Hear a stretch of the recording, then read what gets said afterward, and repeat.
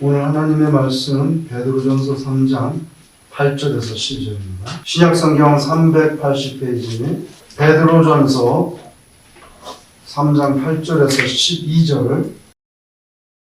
마지막으로 말하노니 너희가 다 마음을 같이하여 동정하며 형제를 사랑하며 불쌍히 여기며 겸손하며 악을 악으로 욕을 욕으로 갚지 말고 도리어 복을 빌라.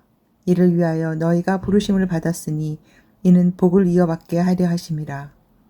그러므로 생명을 사랑하고 좋은 날 보기를 원하는 자는 혀를 금하여 악한 말을 그치며 그 입술로 거짓을 말하지 말고 악에서 떠나 선을 행하며 화평을 구하며 그것을 따르라.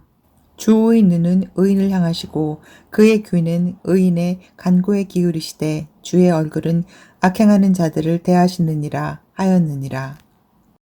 여러분도 아마 기억이 나실 겁니다. 저 어릴 때 이런 유행가가 정말 한때 온 나라를 뒤덮었는데요. 그 유행가는 송대관 씨가 부른 노래죠. 쨍하고 했던 날. 아주 그때는 그 노래가 진짜 상당히 유행했고 사람들이 그 노래를 굉장히 제 어릴 때 기억에 즐겼던 것 같아요. 아주 신나는 노래잖아요. 그리고 우리나라가 그때 가난하고 먹고 살기는 너무 힘든데 이 쨍하고 했들 하니까 기분이 굉장히 이렇게 업이 되고 취업이 되는 거죠. 쨍하고 했들 날 돌아온단다. 꿈을 안고 왔단다. 내가 왔단다. 슬픔도 괴로움도 모두 비켜라. 안 되는 일 없단다. 노력하면은 쨍하고 했들 날 돌아온단다. 이래가지고 그냥 운명아 비켜라. 내 나간다. 뭐 이런 식의 그런 이미지로 우리에게 다가와서 참 저도 잊혀지지가 않습니다.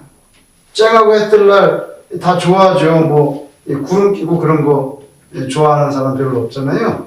오늘 여기 베드로 사도께서도요 이런 말씀하셔 10절에 그러므로 생명을 사랑하고 그 다음에 뭐를 보기를 원합니까? 좋은 날 보기를. 내 인생에 쨍하고 햇볕 뜨는 그런 좋은 날 보기를 원하는 사람은 이렇게 살아야 됩니다. 이렇게 가르쳐주고 있는 거예요. 사람들 전부 다 더 좋은 날 보기 원하지요. 미래가 암담하기를 바라는 사람은 없을 겁니다. 오늘 베드로가 성도들에게 보낸 편지잖아요.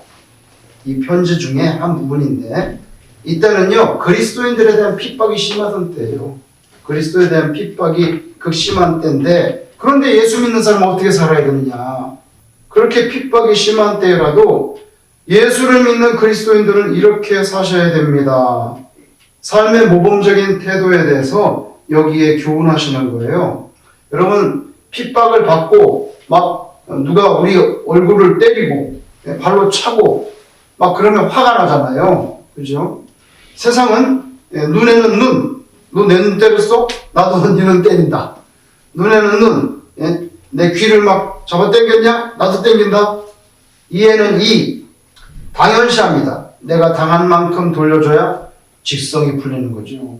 아니 눈에는 눈, 이에는 이 정도만 해도 점잖은 거예요. 심한 사람들은 눈에는 눈이 아니라 눈에는 눈, 코, 입, 귀까지 그냥 한꺼번에 다 쓸어버려야 직성이 풀립니다. 세상의 모습은 어떤가? 만약에 나를 놀리면 나도 대받아치고 길을 꺾어놔야 아무도 나를 만만하게 보지 않는다. 그런 면도 있어요. 살다 보면요 사람을 너무 무시하고 그리고 또 뭐 근거 없이 악하게 막 그러면요 그냥 이러고 있으면 점점 더 심해. 그럴 때는 이렇게 말하고 지적을 하면 또 수그러질 수 있거든요. 이게 세상의 논리예요. 참 살기 힘들어요. 그렇지만 성경에 비춰진 하나님의 가르침은 다르다는 거예요. 오늘 본문 8절에 이런 말씀 나옵니다. 마음을 같이하라, 동정하라, 형제 사랑하라, 불쌍히 여겨라, 겸손하라. 이거 다 비슷비슷한 말씀이죠. 다 비슷비슷한 말씀. 겸손하지 않으면 어떻게 동정하고 어떻게 불쌍히 여기겠어요? 다 그게 그 말이죠, 사실은. 같은 말씀의 반복인데 이걸 간단히 줄여 말하면 상대방에 대해서 너그럽고 관용적인 마음, 연민을 품은 그런 선량한 마음, 이런 걸 가지고 살아야 된다. 여러분, 지금 나를 때리고 발로 차고 나를 죽이려고 하고 핍박을 하는 그런 상황 속에서 사는데 고운 말이 나갑니까? 그죠? 마음이 힘든데. 근데 여기 이렇게 말씀하면 동정하라, 형제 사랑하라, 불쌍히 여겨라, 겸손해라. 너그럽고 관용적인 마음, 연민이 많은 선량한 마음을 끝까지 버리면 안 된다. 나에게 잘 대해주는 사람, 아니면 무관심한 사람, 아니면 나를 괴롭히는 사람, 여러 종류의 사람을 만나게 되지만 넓은 마음과 이해심으로 다가가라. 그게 예수 믿는 사람이다. 실천하기가 대단히 어려운 말씀이지만 이게 그리스도인의 기본 자세, 예수님을 닮은 마음이라는 것을 베드로가 편지 가운데 가르쳐 주시는 거예요. 이런 마음을 가진 사람은 자연스럽게 9절에 있는 내용으로 실천이 옮아갈 수 있는데 9절에 뭐라고 말합니까? 여기 딱 노골적으로 말합니다. 노골적으로 악을 악으로, 욕을 욕으로 어떻게 합니까? 갚지 않는다는 거예요. 갚지 않는다는 거예요. 심지어 9절 중반에 가면 더 심한 이야기가 나옵니다. 도리어 뭐요? 복을 빌라. 이건 진짜 우리를 괴롭히고 내가 예수 믿는다는 이유 때문에 죽이려고 하고 핍박하는 그 악랄한 유대인들 또는 로마의 그 핍박이 있는데 이 부드러운 마음 가지고 나가기도 힘든데 도리어 복을 빌라고 악을 악으로 욕을 욕으로 갚지 않아? 그렇게 말씀한단 말이에요. 베드로가 그리스도인들의 그 고통스러운 상황을 몰라서 하는 말은 아니거든요. 그죠? 그런데 도리어 복을 빌라. 그다음 뭐라 말하면 이를 위하여 너희가 부르심을 받았어. 우리가 예수 믿는 사람, 그리스도인으로 부름을 받은 이유가 여기 있다는 거예요. 다른 사람이 한 방 나를 때리면 나도 때리고, 나를 모욕하면 나는 한 5배 좀 그냥 공격을 하고, 이러면 세상 사람들과 똑같아지는데, 그렇게 산다면 그러면 당신은 그리스도인, 예수님 믿는 그리스도의 사람이 아니라 세상인, 그리스도인이 아니라 세상의 사람. 그렇게 되니까 그러지 마라. 이어서 베드로께서 10절 11절에 이 세상에서 살아가는 그리스도인의 모습이 어떠해야 되는지 구체적으로 가르쳐 주는데요. 요 10절에서 12절 말씀은요, 베드로가 하신 말씀이지만 정확히 말하면 구약에 있는 말씀을 그대로 인용하신 말씀이에요. 어디에 있는 말씀이냐면 시편에 있는 말씀입니다. 시편 34편에 있어요. 여러분 편지 가운데 이 말씀을 하시는 거 보면요, 제 생각에는 베드로가 평상시에 이 시편 34편의 말씀을 가슴에 끌어안고 살았기 때문에 편지를 하는데 그냥 이게 술술술 이렇게 나오는 거예요. 물론 뭐 시편을 막 찾아가지고 그게 어떻게 써있더라? 뭐 이렇게 막 찾아보고 썼는지는 모르겠지만 그럴 것 같지는 않고요. 자기 가슴에 이게 메모라이즈 되어 있던 그런 하나님의 말씀, 자기 뼈에 새겨진 말씀이니까 이게 술술 나오는 거예요. 저는 베드로가 이 편지 속에 이걸 쓰려고 막 시편을 막 34편 찾아가지고 그대로 막 카피하고 이렇게 썼을 것 같지 않아요. 왜 그런 줄 아세요? 이 편지는 베드로가 쓴 게 맞는데 베드로가 자기 손으로 쓴 게 아니에요. 누가 쓴 줄 아세요? 이 편지를? 신라가 썼어요. 신라. 고구려 백제 신라의 달밤이 아니고 여러분 바울하고 같이 전도여행했던 신라 아시죠? 그 사람이 있었단 말이에요. 그러니까 베드로는 막 말을 하고 신라가 받았었던 것 같아. 그럼 신라가 썼던 얘기가 여기 나옵니까? 안 나옵니까? 5장 12절 나옵니까? 네, 나옵니다. 5장 12절에 보시면 내가 신실한 형제로 하는 실로아노로 말미암아 너에게 간단히 써서 권하고. 실로아노가 누구예요? 신라를 갖다가 실로아노라고 이렇게 말하고 같은 사람이에요. 근데 보세요. 실로아노로 말미암아 너희에게 간단히 써서 권한다? 뭡니까? 편지를 손으로 쓰는 사람은 누구라는 거예요? 신라라는 거예요. 그런 거를 볼 때, 오늘 본문의 10절에서 12절 말씀은 시편 34편에 있는 말씀인데, 이걸 막 카피해가지고 써. 이러진 않았을 것 같아. 막 술술 나오는데 가슴에서 이렇게 올라왔는데, 그런 거 보면 베드로가 시편에 있는 말씀을 가슴에 품고 살지 않았는가. 이런 추측을 하는 거죠. 근데, 여러분, 구약에 있는 말씀은 대부분 다 위에서 아래로 내려오는 말씀입니다. 하나님께서 이걸 원하십니다. 하나님께서 이걸 기뻐하십니다. 이건 안 좋아하십니다. 하나님 이렇게 하라고 말씀합니다. 전부 위에서 아래로 내려오는 말씀인데요. 거기가 반대로 아래에서 위로 올라가는 말씀도 있습니다. 인생의 절규, 인생의 탄식, 불평, 슬픔, 기쁨, 강구, 이거 위로 올라가는 말씀이 있어요. 이렇게 위로 올라가는 거. 그 대표적인 게 바로 시편이에요. 그래서 여러분이 시편 읽어보면 한참 읽다 보면 내 소리랑 이거 내 소리 아니야. 나랑 똑같네. 악인이 잘 되는 모르나요? 불평하지 마라. 어이구, 내가 불평을 하는데 여러분이 아래에서 이렇게 위로 올라가는 그 가운데 시편 34편 12절에서 16절이 있는데요. 제가 한번 읽어보겠습니다. 여기 이렇게 나와요.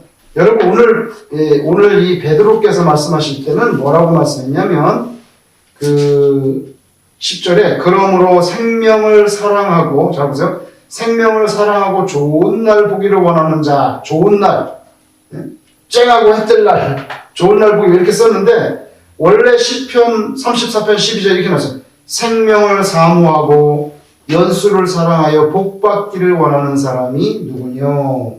네 혀를 악에서 금하며 네 입술을 거짓말에서 금할지어다. 악을 버리고 선을 행하며 화평을 찾아 따를지어다.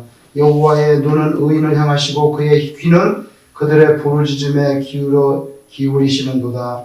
여호와의 얼굴은 악을 행하는 자를 향하사 그들의 자취를 땅에서 끊으려 하시는도다.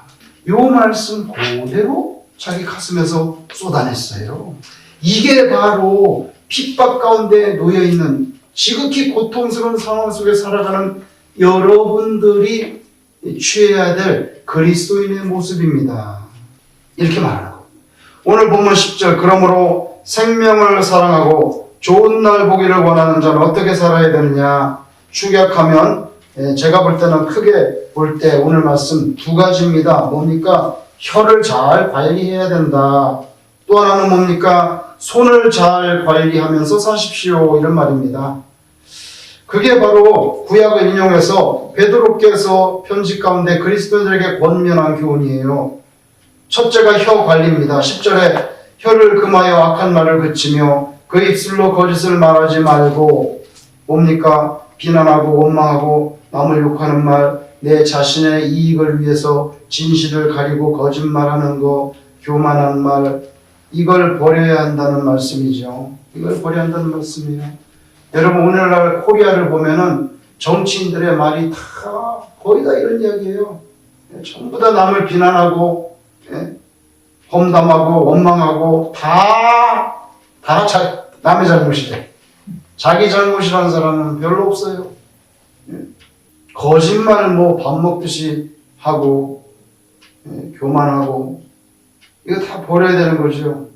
털 깎는 자 앞에서 순한 양같이 몇 년 전에 그때 주일학교 애들 데리고 농장에 갔는데 보니까 양을 딱 잡아가지고 털을 깎는 거예요.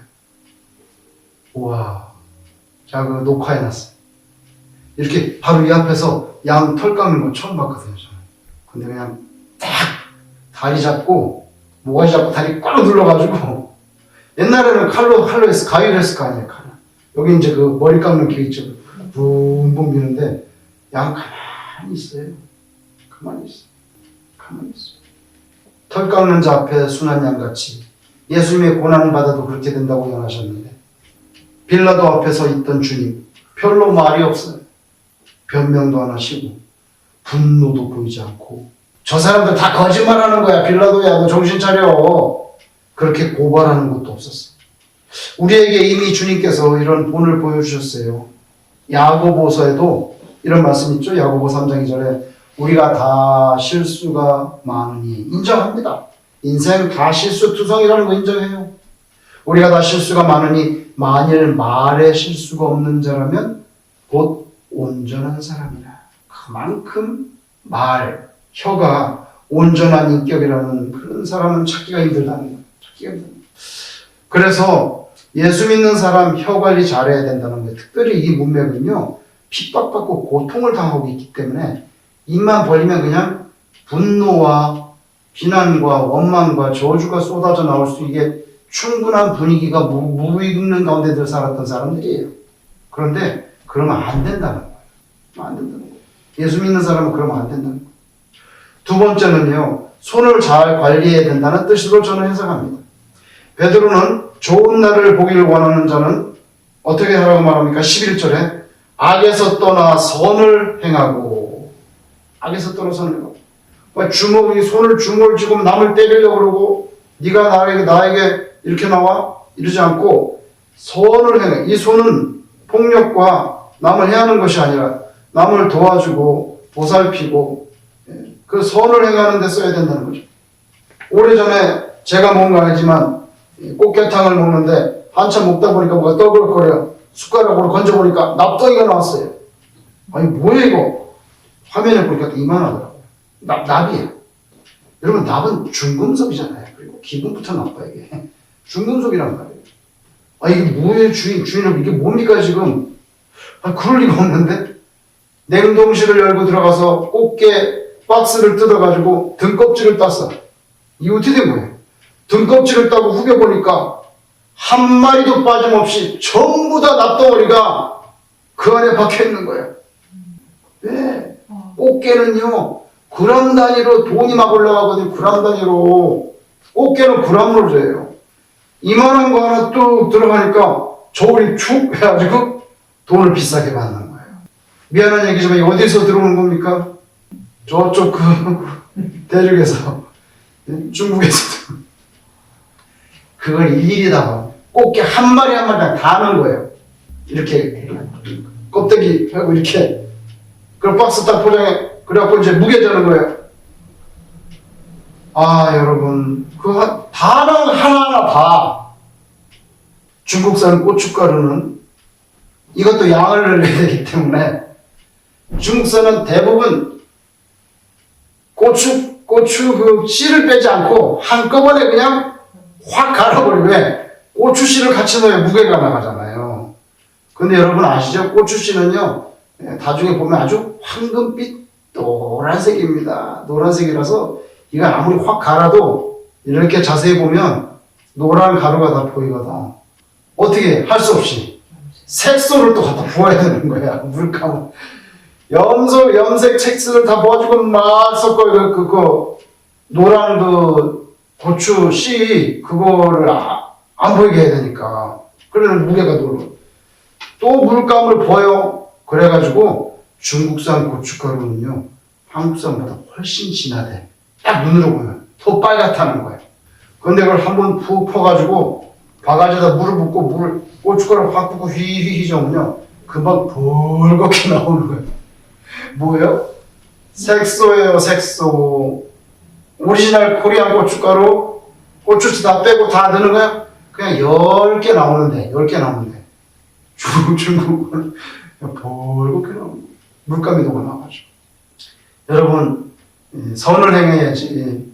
나의 이익을 위해서 내 손으로 그렇게 하면 안 되잖아요. 우리도 삶 가운데 그런 것이 없는가. 여러분 우리의 손은 악을 행하는 것이 아니라 선을 행하는데 쓸 수 있기를 바랍니다. 아멘. 부지런하고 그리고 섬기고 보살피는 손, 이게 귀한 손이죠. 여러분 이 프랑스의 소설가이자 공군 조종사였어요.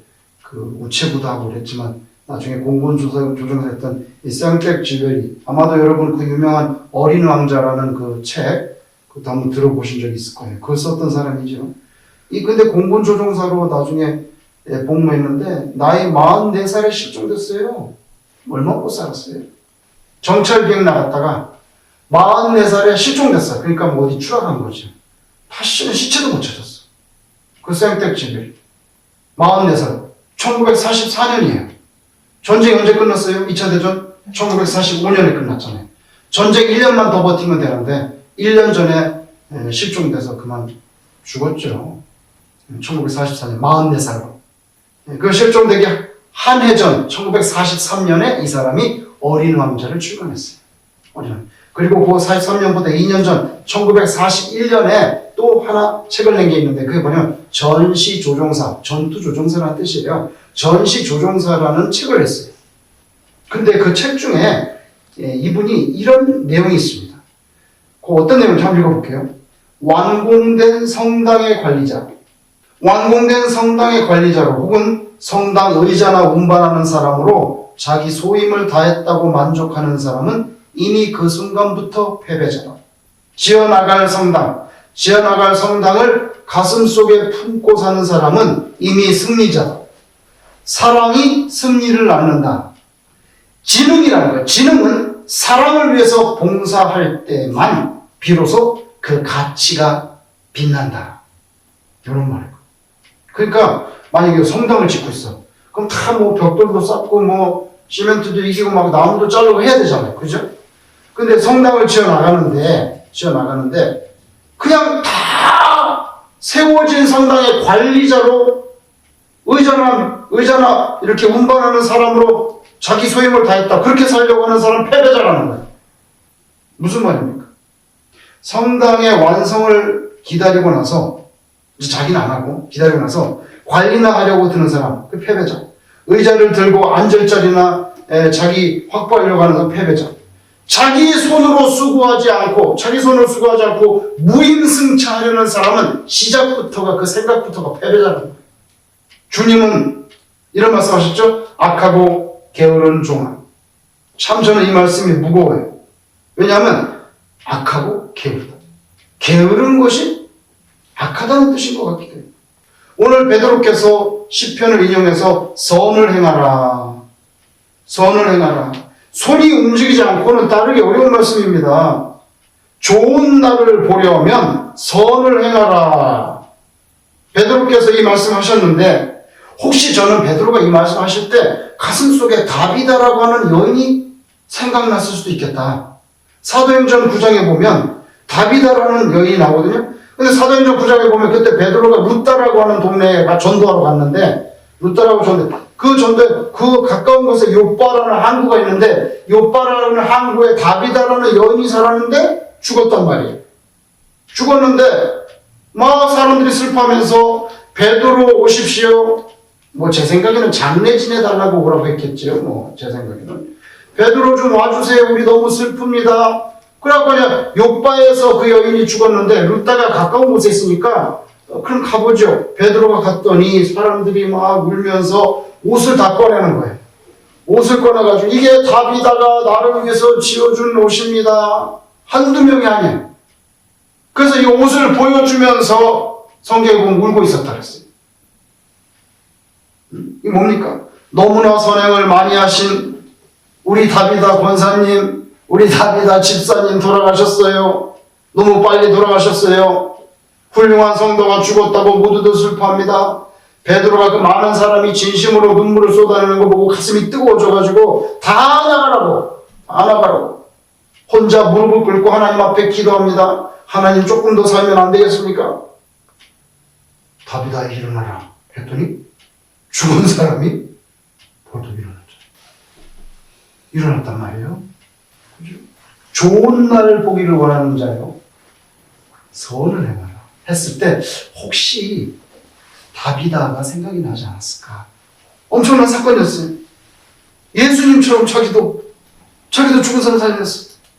오늘 본문 11절에 선을 행하고 그 다음에 뭐라 합니까? 화평을 구하여 이렇게 나온다. 선을 행하고 화평을 그러면 선을 행한다는 것과 화평하고 상당히 밀접한 관계가 있는 것처럼 들립니다.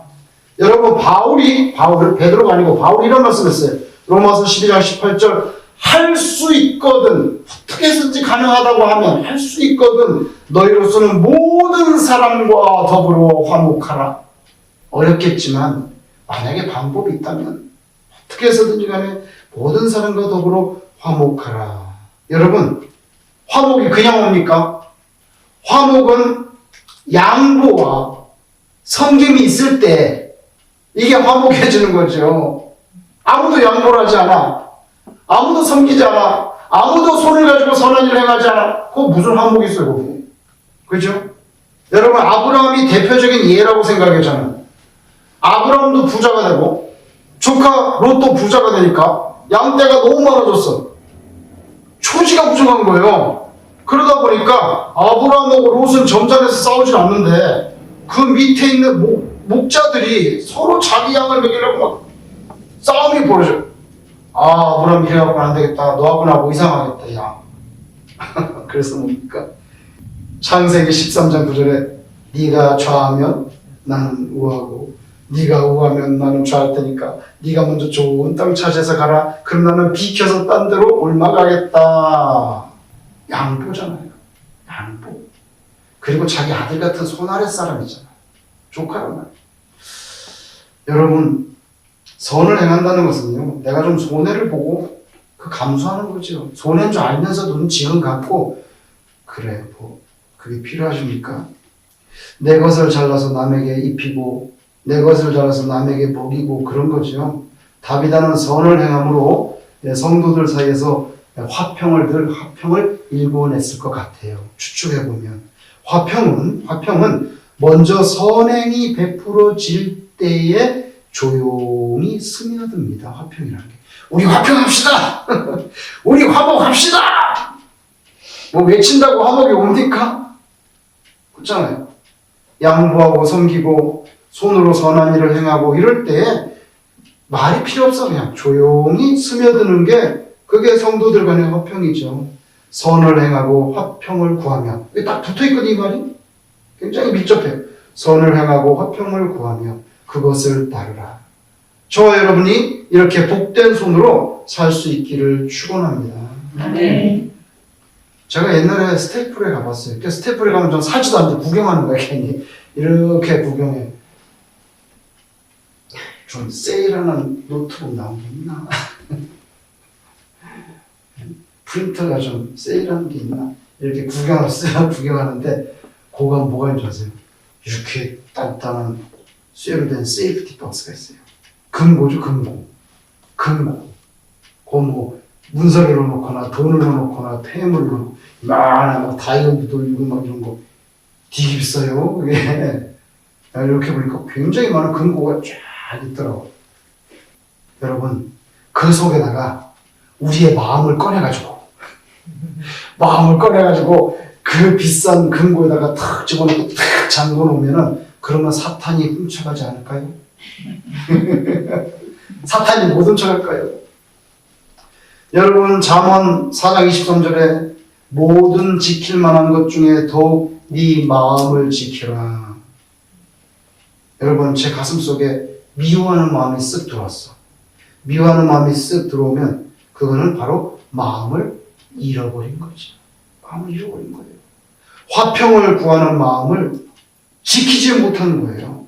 그 세이프티 박스에 넣어놔서 지킬 수 있다면 하나 사서 넣어놓겠어요. 한 500불짜리 사서 넣어놓고 사탄이 못 훔쳐간다면 그렇게 하겠어요. 그러나 그렇지 않잖아요. 미움이 먼저 쓱 들어오면 이미 우리 마음이 잃어버린 거예요.